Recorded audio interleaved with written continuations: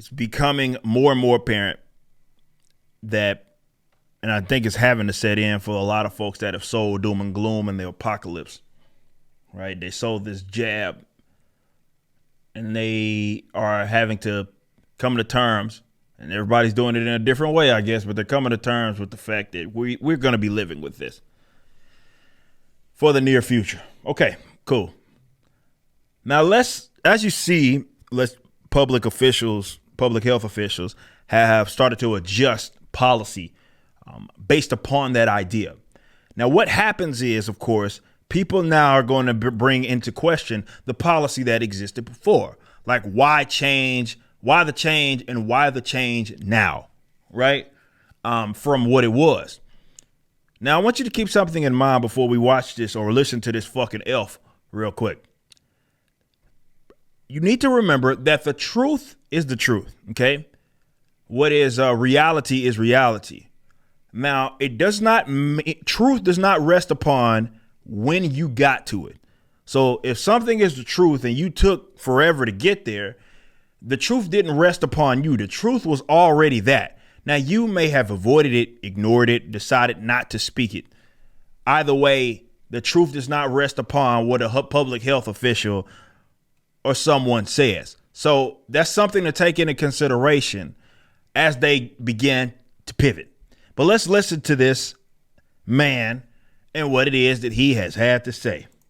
The purpose of it is that given the wave, the extraordinary, unprecedented wave of infections that we are experiencing now and will certainly experience more of in the next few weeks, that there is the danger that there will be so many people who are being isolated, who are asymptomatic for the full 10 days, that you could have a major negative impact on our ability to keep society running. Okay. Man, this guy's a real piece of shit. Because there were certain things, and I remember him vividly being grilled, by folks, be Rand Paul, I believe Jim Jordan talked to him about this issue. And the fact that he had so many opinions about people, let's say, at a baseball game getting together. And then when it came down to the nitty gritty of the economics of it all and the societal benefits or what's a detriment to it, he would avoid those and say, when asked directly, even though he'd comment on it every now and then on his own will, when asked directly, he would avoid it. And he would say that, well, that's not his job because he's coming from more of the medicine approach.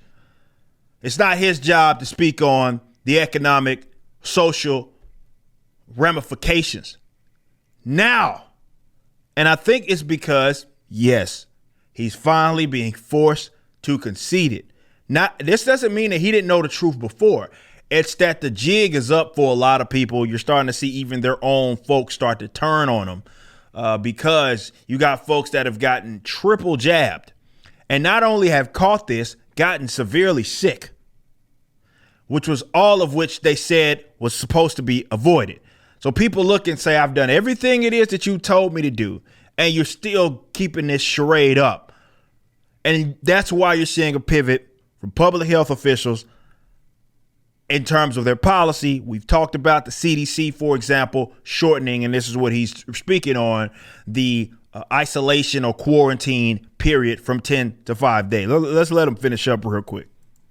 So the decision was made, although it's not completely risk-free, of saying, let's get that cut in half so that we could have 50%, namely half of the 10 days, and 50% of that time, people can actually be out with a mask in society.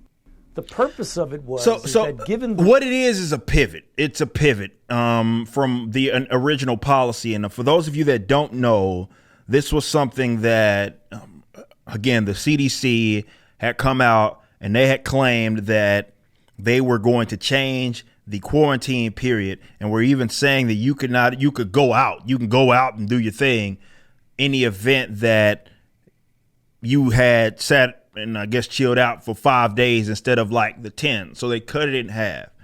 Now they're talking about social ramifications because of, let's say, the growth in cases. It's almost like my cases, as you more testing and you're figuring out that, well, maybe it's not as effective in terms of stopping the spread, or as what they had claimed that was what was initially supposed to happen. Now we're dealing with this. So these leaders, and I'm using that term loosely, not because they lead anything other than a fucking cult, because they don't lead me,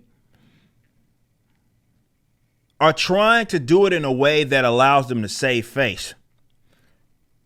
So much so that they don't have to necessarily admit they're wrong, even though it doesn't make sense, right?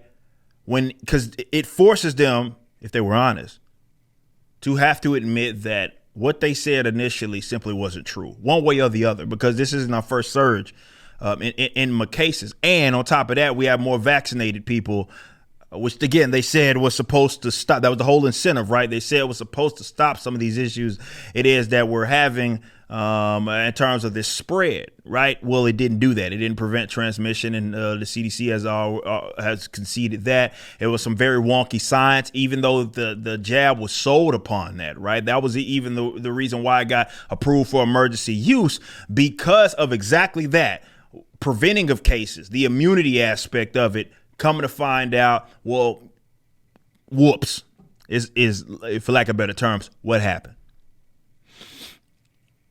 I believe this man should be under a prison, considering that it was acts of aggression were done based upon his word.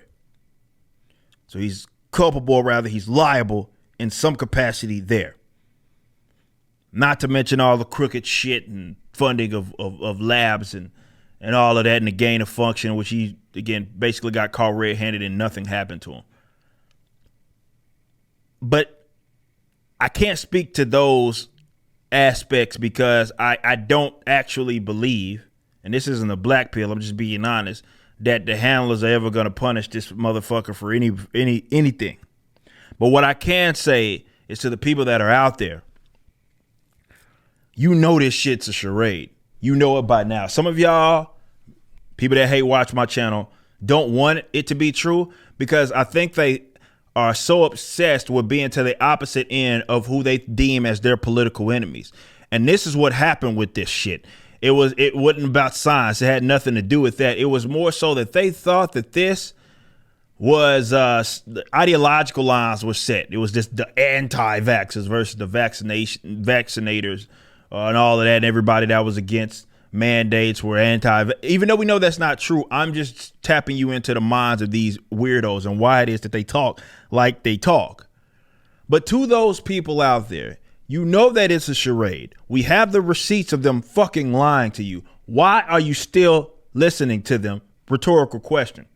I know why. But come on, is that ego of yours, that desire to be on the opposite side of who you deem as your political enemies, being afraid that your political enemies were correct, is it worth continuing this shit on?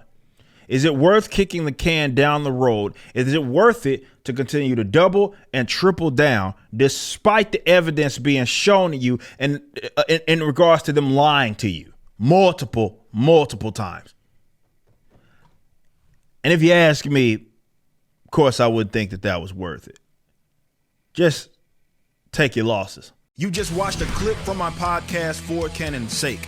Catch us live at 12 p.m. throughout the week over at youtube.com/YoungRipper59 and follow us over at odyssey.com/@YoungRipper59. If you want to watch the entire video cast after the show is over, just be sure to become a member on the YouTube channel. Of course, the full audio portion of the podcast is available for free on all major digital platforms, or just visit forcanonsake.com.